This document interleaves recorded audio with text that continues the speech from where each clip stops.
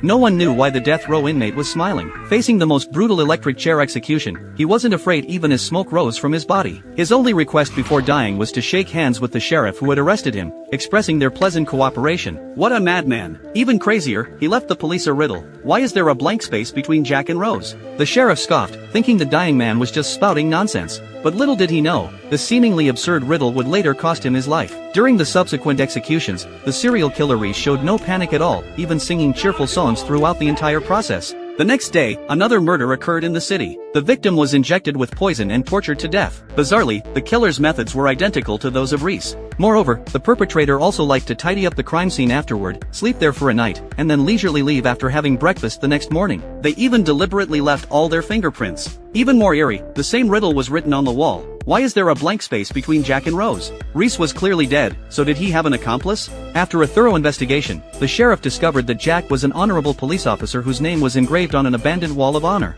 However, the name between Jack and Rose had been erased. Upon further inquiry, it was revealed that the blank space belonged to the late police officer Mike. Mike had once been named one of the top 10 outstanding police officers, but 8 months later, he committed a series of murders and ultimately took his own life out of guilt in a cabin in the woods. His daughter Lisa had also quietly gone into seclusion. The sheriff drove to Lisa's house, and she asked him if the serial killer Reese loved to sing. Surprised, the sheriff wondered how she knew. Lisa explained that her father was a good cop who had been implicated in a murder trial after solving a series of homicide cases. On the day of his suicide, he had said that the clues were known, but the odds of winning were 0. He then went alone to the cabin in the woods and shot himself. Lisa advised the sheriff to stop investigating the case immediately, or his life would be in danger. Of course, the sheriff wouldn't give up, but what happened next would completely destroy him. This movie is called Fallen and was released in 1998. If you're interested, you can check out the original film.